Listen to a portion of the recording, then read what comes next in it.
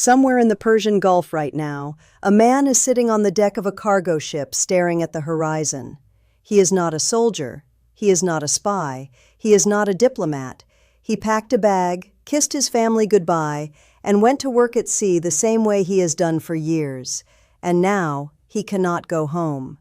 Because the two most powerful military forces on Earth decided to settle a decades-old score directly over his head. Nobody on primetime television is talking about him. Nobody in Washington is saying his name. Nobody in Tehran is thinking about him. But he is real. And he is one of 20,000 people trapped in the middle of something they never chose. Welcome back to Verified Bulletin. What you are about to watch is not the story of bombs and missiles. It is the story of the people those bombs were never supposed to touch, and what is happening to them right now while the whole world watches the explosions. Stay until the end, because what we reveal in the last few minutes of this video may be the most morally important thing you hear this week. Before anything else, if you found this channel through a search or a share, subscribe right now. We built Verified Bulletin for exactly these moments, not the headlines, the people behind the headlines. Now, 20,000 sailors. An unprecedented crisis is unfolding for 20,000 seafarers stranded in the Persian Gulf, the United Nations has warned, as the Strait of Hormuz closure leaves crews trapped on ships with no clear way out. 20,000, from 87 different countries, on more than 1,550 commercial vessels. Running out of food and water, at least 10 sailors have already died. 10 people, already dead, not in combat, not soldiers, sailors, doing their jobs. And on the night of May 7th, while those 20,000 people sat on those ships in that same water, American warplanes struck Keshm Island and Bandar Abbas. Iranian anti-ship missiles flew toward American destroyers. Anti-aircraft fire lit up the sky over Tehran. The war, which had been on a 33-day ceasefire that produced nothing, restarted. Overhead, on the same water, where those sailors sleep. That is what this video is about. Not the tactics, not the geopolitics, the people that power forgets. Now understand where these sailors are actually trapped, because geography matters here. Many are unable to dock on either side of the Persian Gulf. Iranian ports pose war zone risks, while visa restrictions and logistical hurdles along the Arab states lining the Gulf's southern shores make it difficult for many sailors to leave their vessels. The maritime exit through the Strait of Hormuz remains effectively closed. Think about that sentence. Left, right, forward, all blocked. These are not prisoners of a criminal justice system. They committed no crime. They have no legal status as combatants. They do not belong to any military alliance. They just cannot leave. Because the strait, which carries 20% of the world's oil and gas supply, has become a battlefield. And nobody gave the sailors on those 1,550 ships a vote on any of it. The UN International Maritime Organization's Secretary-General Arsenio Dominguez put it plainly. Right now, we have approximately 20,000 crewmen and around 1,500 ships trapped. He called it unprecedented. He was right. And here is the number that should stop you completely. At least 12 seafarers have been killed or gone missing since the Strait of Hormuz crisis began. At least 17 merchant ships have been damaged. 7 have been abandoned. Abandoned ships floating in a war zone. Ships that people were living on and simply could not operate anymore because the threat became too great. And what did one of the sailors still out there say when a journalist finally reached him? "I am not a warrior. I am a seafarer. I'm not scared of the sea. I'm scared of missiles and attacks." Read that again slowly. A man who has spent his career navigating storms, 40-foot waves, mechanical failures in the open ocean, telling you that what terrifies him is not the sea, it is the missiles. That sentence deserves to be heard by every person who has spent the past 2 months consuming this conflict as if it were a geopolitical chess match. Now, who actually are these 20,000 people? Because when the news says 20,000 sailors, it is easy to think of a faceless number. These are not faceless. Migrant workers have been killed while doing their jobs, in streets, work sites, and shared accommodation across the Gulf states, following Iran's retaliatory strikes in the region. Many workers want to seek safety or leave the country, but significant barriers prevent them from returning home. Low-paid workers. From developing nations, Philippines, India, Egypt, Sri Lanka, Bangladesh. Men who earn wages that support entire extended families back home. Men who cannot evacuate because they cannot afford to. Men whose employment contracts do not include a clause for what to do when a war starts directly above your ship. Men who, as Walk Free documented, are in some cases still working during active missile attacks because their employers need the cargo maintained. Still working during active missile attacks. If you want to pause this video and sit with that for a moment, you should. Now let's talk about what the big powers are actually doing around these people. Because the trap these sailors are in was not created by accident. It was created by two competing strategies, both of which treat the water where these sailors are floating as a tactical asset rather than a humanitarian space. Iran has sought to impose new navigation rules in the Persian Gulf, allowing vessels from so-called friendly countries to pass through the strait in exchange for fees of up to $2 million per ship. $2 million per vessel. Iran is essentially charging a war toll on civilian shipping. Pay up and we let you through. Refuse and you stay. And the American response? The Trump administration has moved to enforce a naval blockade targeting ships entering or leaving Iranian ports, warning shipping firms they could face sanctions if they pay those tolls. So the sailors are caught between two impossible choices: pay Iran's toll and get sanctioned by America, refuse to pay and stay trapped. There is no third option. There is no exit door. Two superpowers have essentially built walls on both sides of a corridor where 20,000 civilian workers are standing, and neither power is moving. And now, on the night of May 7th, the second phase of this conflict has begun. The strikes on Keshm Island and Bandar Abbas, the anti-ship missiles fired at American Arleigh Burke-class destroyers in the strait. The war paused for 33 days and used every one of those 33 days to reconstitute. American intelligence confirmed Iran retained 75% of its mobile missile launchers and 70% of its pre-war missile stockpile through the ceasefire period. The CIA assessed Iran could survive the blockade for 3 to 4 months. And on May 7th, Operation Epic Fury effectively entered its second phase. All of this directly above the 20,000 sailors, who are now in week 10 of being trapped. This is when Verified Bulletin needs you to do something. Hit the like button right now, not for the algorithm, though that matters, because the story of these 20,000 people needs to reach viewers who have never heard it. That button is the mechanism. Use it. Now here is the part that makes this even more complicated. Even the Gulf states that border these waters, nations that are not Iran and not America, have been caught in this conflict in ways that nobody prepared them for. Gulf states hosting U.S. bases immediately became targets for Iranian missiles and drones in the aftermath of Operation Epic Fury.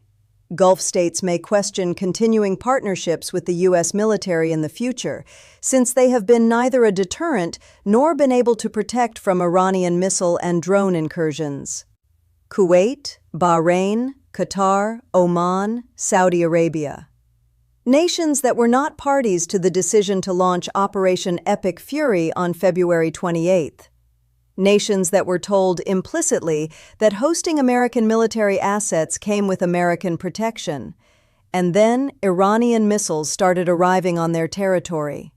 In Saudi Arabia, 2 civilians were killed and 12 were injured. 2 American soldiers were killed and 29 service members were wounded on Saudi soil. In Kuwait, 97 ballistic missiles and 283 drones were intercepted. 7 soldiers were killed. Dozens were wounded. In one of the most disturbing moments of this entire conflict, a friendly fire incident resulted in a Kuwaiti Air Force aircraft shooting down 3 American F-15E jets. In the chaos, in the confusion of a missile war happening overhead. Friendly fire. These countries did not declare war on Iran. Iran declared war on them for hosting American military bases. And the distinction matters because it tells you something about how great power conflict works in the modern Middle East. The big powers fight, the smaller powers absorb the consequences, and the people with absolutely no power at all, the sailors, the migrant workers, the civilians in port cities, absorb the consequences on behalf of everyone. The conflict has left thousands of people dead in Iran and Lebanon, dozens dead in Israel and the Gulf Arab states, and millions of people displaced in the region, including more than 1/6 of the population in Lebanon. Millions displaced, 1/6 of Lebanon. These are not statistics from a history book. This is happening right now in May 2026 while you are watching this video. Now, there is a question that almost nobody in this coverage is asking with the moral seriousness it deserves. What does the world owe these people? Not the governments, not the military alliances, the people. The 20,000 sailors from 87 countries who are in week 10 of being trapped in water that is now actively hosting anti-ship missile exchanges. The migrant workers in Dubai and Riyadh and Manama who cannot evacuate because their wages do not cover emergency flights and their employers need them working. The civilians in Bandar Abbas who heard multiple explosions back-to-back from the seaside on the night of May 7th, in a city that has been at the center of this conflict since the first strikes, who had no bunker to run to and no military to protect them, and no voice in the decisions that brought the bombs to their port. Low-paid migrant workers are often unable to evacuate due to financial constraints, restrictive employment conditions, or the need to continue supporting their families. Many are in jobs where they need to continue working during attacks, limiting their ability to prioritize safety or access shelter when alerts are issued. Overcrowded housing and labor accommodation increase their exposure to harm, particularly where there are limited escape routes or inadequate safety measures. What does international law owe them? What do the United Nations and the Geneva Conventions and the entire architecture of humanitarian international law that was built after World War II specifically to protect non-combatants from being consumed by the wars of powerful states?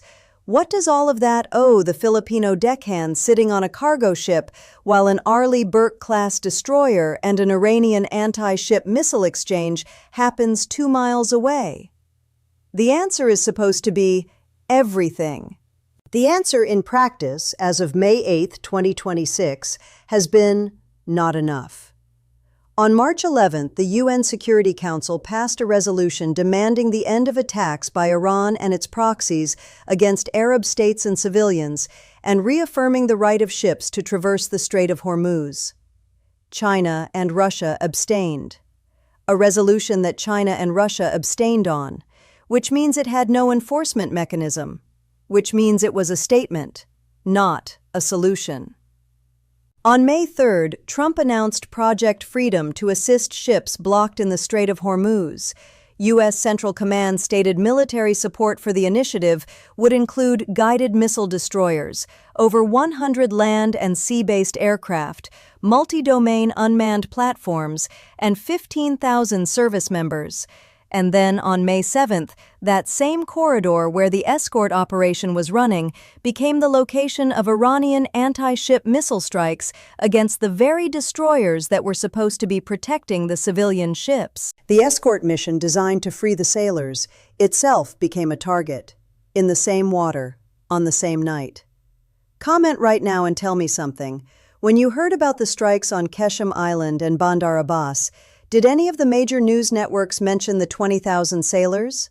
Did any of the primetime anchors pause the strike footage to explain that there are 1,550 civilian cargo ships floating in that same water? Tell me what you saw on your feed, because that silence is the story. The weapons are visible, the explosions are visible, the political statements are visible, the sailors are invisible. The migrant workers are invisible. The ordinary people of Bandar Abbas who watched the port they live next to get bombed on the night of May 7th are invisible. That is why Verified Bulletin exists, not to tell you what is loud, to tell you what is quiet and why its silence matters. Here is what we know with verified certainty as of today. The war has restarted in full. The 33-day ceasefire ended without agreement. The IRGC publicly announced that a deal was far from reality. The Iranian Foreign Ministry announced Iran would not negotiate on its nuclear program at this stage. And within hours of those announcements, bombs fell on Keshm Island and Bandar Abbas. American tanker aircraft maintained orbital patterns over UAE airspace, confirming a sustained campaign rather than a single strike. Saudi Arabia and Kuwait reopened base access. The second phase of Operation Epic Fury is underway, and 20,000 civilian sailors from 87 nations are still on 1,550 ships in the Persian Gulf, still unable to leave, still running low on supplies, still watching the sky for the kind of light that means someone fired something in their direction. 10 of them already dead, 12 missing or killed at sea. Nobody held a press conference for them tonight. Nobody issued a statement in their name. Nobody named them as a reason to end this conflict faster. And that silence, in a conflict this large, this documented, this covered wall to wall across every major news platform on Earth, that silence is not an accident. It is a choice. The choice to frame this as a story about superpowers, about nuclear programs, about strategic deterrence and missile inventories and ceasefire frameworks and 48-hour diplomatic windows. Because when you frame it that way, the sailors disappear, the migrant workers disappear, the people of Bandar Abbas disappear, and the decisions that put them all in danger become legible as strategy rather than as what they also are. A humanitarian crisis that nobody with real power has treated with the urgency it demands. What the world owes those 20,000 people is simple.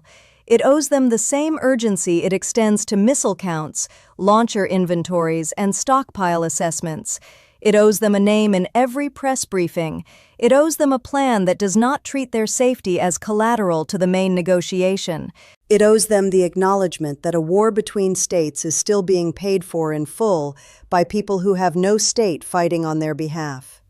Before you leave this video, do something that matters. Share it. One share puts this story in front of someone who has spent 2 months hearing only about bombs and missiles. One share gives those 20,000 sailors a viewer who now knows they exist. That is not a small thing. Subscribe to Verified Bulletin if you are not already subscribed. We are tracking the parts of this conflict that do not make the chyron, but are absolutely essential to understanding what is actually happening to real people. Hit the notification bell because the next 48 hours in this conflict are going to produce developments that require the kind of context this channel provides. And drop a comment below answering this. If the news spent as much time on those 20,000 sailors as it spends on missile counts and strike packages, do you think the political pressure to resolve this would be different? Tell me honestly. The bombs on Keshm Island fell at 10:02 p.m. Iranian time on May 7, 2026. Somewhere in the water nearby, a seafarer who is not a warrior looked up at the sky and waited. He is still waiting.